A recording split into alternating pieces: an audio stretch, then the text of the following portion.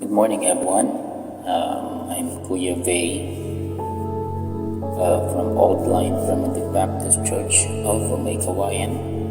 So this would be my first audio recording, and the first topic that I want to discuss, I want to share, is about the sovereignty of God. So this topic, ngayon bihira na lang siyang pinipreach sa mga pulpit o dinidiscuss. Sometimes kapag diniscuss ito, iniisip agad ng iba na we are believing in this particular set of beliefs, which is not. So the purpose of this topic actually is makita natin kung saan ba pwesto ng Diyos, or saan yung position niya in the whole entire creation, and even as a humanity. So ano yung katayuan niya. By the way, when we say sovereignty, it means kataas-taasan, soberanya, dakilang kapangyarihan ng Diyos. So, ngayon, in the 21st century preaching, iba na yung Diyos na pinipil sa mga tao. Ito yung klase ng Diyos na nagmamakaawa, na gustong i-salba ang lahat, pero naghihintay ng desisyon, naghihintay ng pagpapasya ng tao. Hindi siya makakilos unless hindi kumilos ang tao. Ito yung klase ng Diyos, naghihintay kung anong gagawin ng tao bago siya kumilos, which is not the God that the Bible describes.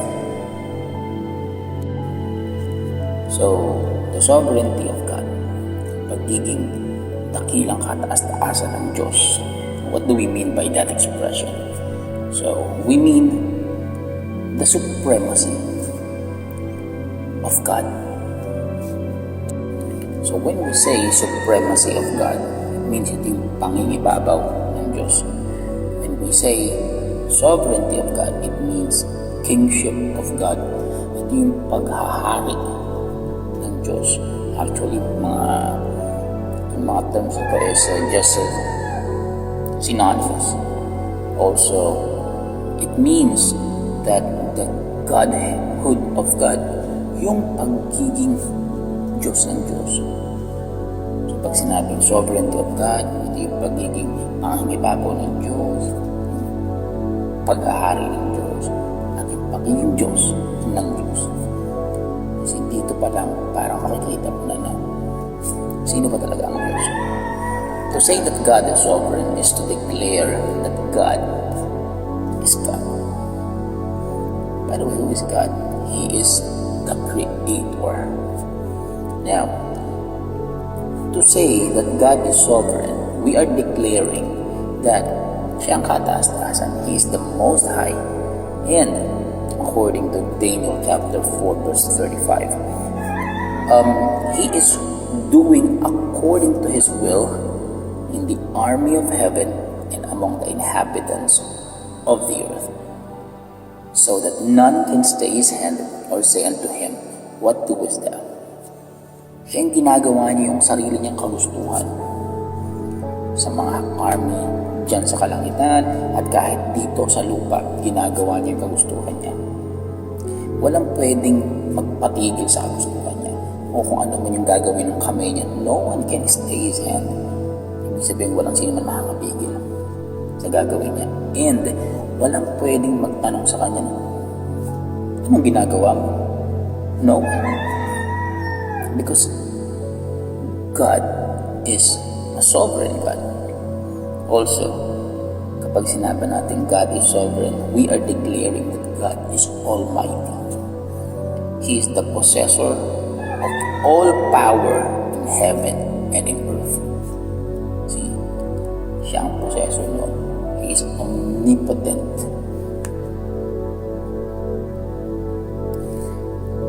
Now, no one can defeat His counsel, thwart His purpose, and resist His will. Thwart His purpose, it means walang sino makakapagpabago ng kanyang plano. At wala rin pwedeng pumigil sa kanyang kagustuhan. Psalms 115 verse 3. So, to say that God is sovereign is to declare that He is the governor among nations, according to Psalms 22:28. So, ano ibig sabihin nun? He is setting up kingdoms. See, He is overthrowing empires and determining the course of dynasties as pleaseth Him best. So, it means, kapag mayroong nanalong presidente dyan, ang Diyos pa rin ang nag-allow na manalo yung tao na yun. Kapag mayroong na-impeach, napapagsak, na kaharian, o sabihin natin na impeach na presidente, inalaw pa rin ng Diyos yun na mangyari. So, to say that God is sovereign is to declare that He is the King of Kings and Lord of Lords. Yan ang Diyos na sinasabi sa Biblia. Kaya niyang gawin kung ano ang gusto niyang gawin. Walang pwedeng tumigil sa Kanya. Walang pwedeng magtanong kung anong ginagawa niya. Wala rin pwedeng magbago ng plano niya. That's it. That is the God of the Bible. Ito yung Diyos na gumawa ng langit at lupa. Gumawa sa atin. We will discuss more about the sovereignty of God to our next audio recordings. By the way, pasensya na kayo dun sa mga tumitilaw kong manok kasi it's 4 a.m. Kaya nanggigising na yung mga manok na hindi sa kapitbahay.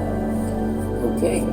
So, yes, we will also give a lot of verses showing how God is sovereign, and also a lot of subtopics about that.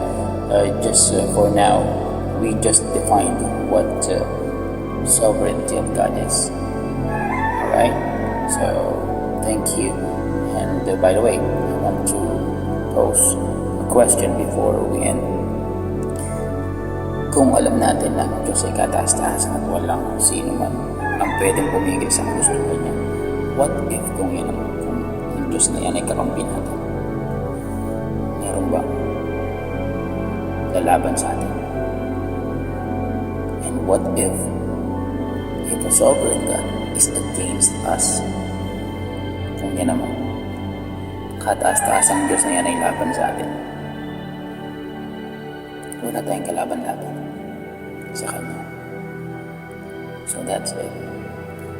So again, good day my friends, and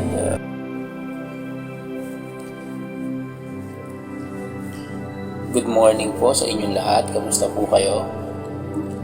Last time we discussed about brief definition of the sovereignty of God.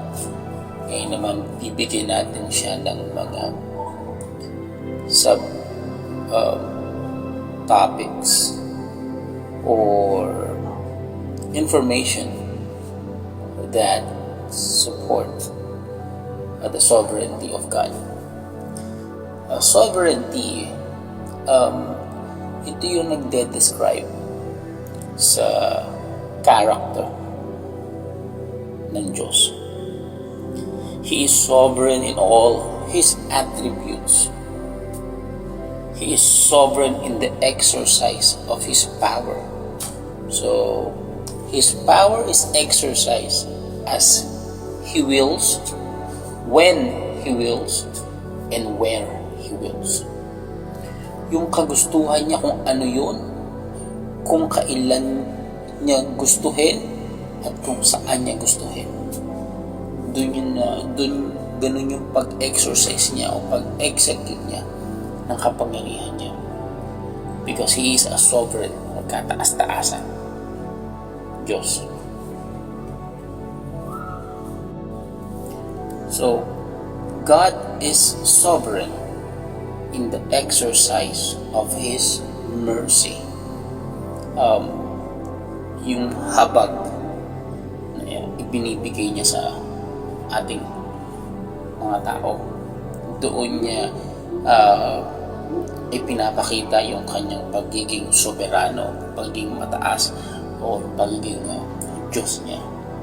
Mercy is directed by the will of Him that showeth mercy. Yung habag, hindi ito karapatan kung saan ang tao is entitled. Ang tao hindi entitled. Walang karapatan ang tao na kahabagan. God bestows His mercies on whom He pleases and withholds them as seemeth good unto Himself. Ibinibigay ng Diyos yung habag niya kung kanino niya gustuhin. At wini-withhold niya o hindi niya naman kinakahabagan yung mga tao na sa tingin niya hindi kahabag-habag. In Romans chapter 9 verse 15, this is an illustration. It says, "For He saith to Moses, I will have mercy on whom I will have mercy, and I will have compassion on whom I will have compassion." Actually, this mercy is also another good topic. Itong habag at awa niya na ibinibigay sa atin ng mga undeserving na kahabagan, dahil tayo by nature, we are children of wrath, na masama talaga. Pero dahil sa habag niya, sa awa niya, nandito tayo. Pinag-uusapan natin to. Naiintindihan natin ang kanyang salita. Hinahanap natin siya. Because by nature, walang humahanap sa Diyos. Walang humiintindi sa Diyos.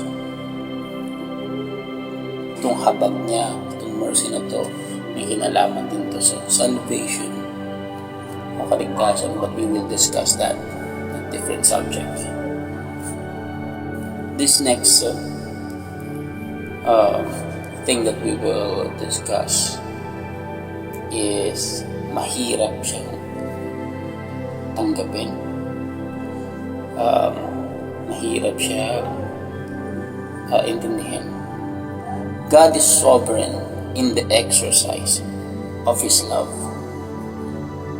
So, dun sa pagmamahal niya, sovereign pa rin ng Panginoon yan. John chapter 3 verse 27, man can receive nothing except it be given him from above. So, when we say that God is sovereign in the exercise of His love, we mean that God loves whom He chooses. Mahal ng Diyos yung mga pinili niya. Parang isipin natin, may pinili ang Diyos, di ba unfair? Bakit hindi na lang lahat pinili? You know what? God does not love everybody, which is true. Tayo naniniwala na God is love, and mahal niya tayo. Yes. Pero hindi lahat ay object of God's love. Remember, by nature, we are children of wrath. So, unfair ba ang Diyos dahil hindi niya lahat mahal? May pinili lang pala siya na mamahalin. Tayo bilang tao, meron tayo kakayahang mamili kung ano ang gusto natin. Gusto natin to, ito ayaw natin. Gusto natin to, ito ayaw natin. How much more God? And no one can question Him. How much more na siya pumili ng mamahalin? Kung mahal niya ang lahat, dapat mahal niya rin ang devil. But no. Even ang mga tao, hindi lahat. Ephesians 2:3, because lahat ng anak na Adam are children of wrath. Also, sinabi niya sa Romans chapter 9 verse 13, Jacob have I loved, but Esau have I hated. Doon pa lang, meron ng mahal ng Panginoon, meron na rin hindi. Hindi minahal ng Panginoon si Jacob dahil may ginawa siya. No. Hindi pa sila pinapanganak. Mahal na ng Panginoon si Jacob. So hindi sa ginagawa ni Jacob yun kaya siya minahal, kundi yun yung kagustuhan ng Diyos. Also in this Ephesians chapter 1 verse 3 to 5, it says, Blessed be the God and Father of our Lord Jesus Christ, who hath blessed us with all spiritual blessings in heavenly places in Christ, according as He hath chosen us in Him before the foundation of the world, that we should be holy and without blame before Him in love, having predestinated us unto the adoption of children by Jesus Christ to Himself, according to the good pleasure of His will. So it means yung pagpili niya sa kanyang object of love, it is according to the good pleasure of His will. Sa kagustuhan niya yun. So bilang soberanong Diyos, kaya niyang gawin yan. And we cannot ask Him why. And this is the most important. God is sovereign in the exercise of His grace. So, what is grace? Grace is favor shown to the undeserving. To yung pabor na binibigay sa mga hindi deserving sa atin, because we are hell deserving. Now, grace has been defined as the unmerited favor of God. So kapag sinabing unmerited, none can claim it as the right. Kapag sinabing unmerited, hindi pwedeng sabihin na iba, hindi karapatan ko yan. No. So wala kang ginawa dyan para ibigay sa iyo ng Panginoon. Ang grasya ng Panginoon, hindi yan it's unearned and undeserved. Then none are entitled to it. So kung hindi yan hindi yan ibinibigay sa deserving, ang tao hindi yan entitled. It's only God can give grace. Grace is a gift. At walang sino man pwedeng mag-demand ng grace. Lord, bigyan mo ako ng grace. No, it is a gift. Therefore, salvation is by grace. The free gift of God at ibinibigay niya lang yun kung kanino niya gusto. So, walang pwedeng magmalaki na ginawa ko to, ginawa ko yan, kaya ako kinahabagan ng Panginoon. Ginawa ko to, ginawa ko yan, kaya ako binigyan ng grasya ng Panginoon. Walang ganun. Because the object of His grace and the object of His mercy is only determined by God. Siya lang ang nakakaalam kung kanino niya ibibigay yung mercy niya, kung kanino niya ibibigay yung grasya niya. Sa mga taong undeserving. At sino-sino yun? Kung sino yung mga pinili niya. Pinili niya according to the good pleasure of His will, na walang ginawa yung tao para doon. Hindi lahat ng tao mahal ng Diyos. Meron siyang mahal, meron siyang hindi mahal. Jacob have I loved, but Esau have I hated. Hindi pa man pinapanganak yang dalawa na yan. Meron na siyang object of love. Is God unfair? No. Remember, He is God, and we are not. So, this sovereignty of God topic, it enthrones God, and it also dethroned men. Kung saan itinataas natin ang Diyos, kung saan siya talaga nararapat, at ibinababa ang tao sa Kanya. Sometimes we hear some preachers praying, o may ministro na nagpe-pray na parang inuutusan nila ang Diyos na gawin yan. Sinasabihan nila ang Diyos na gawin yan. Is that the right way on how to talk to a king? Or let's say to a president, or maybe to your father, na pag sinabihan mo siya, inuutusan mo siya na parang may utang siya sa'yo. No. When we fully understand, accept, and embrace the sovereignty of God, we will humble ourselves in front of the sovereign God. Dahil marirealize natin na tayo ay kinahabagan lamang. Tayo ay kinaawaan lamang ng Panginoon. Wala tayong pwedeng gawin. Gagawin ng Diyos kung ano ang gusto niya. Hindi natin siya pwedeng tanungin. Subalit itong ginagawa niya ito is according to the good pleasure of His will. Kung meron tayong will kung ano ang gusto nating gawin, how much more God? God doesn't need our opinion. He will do everything He wants.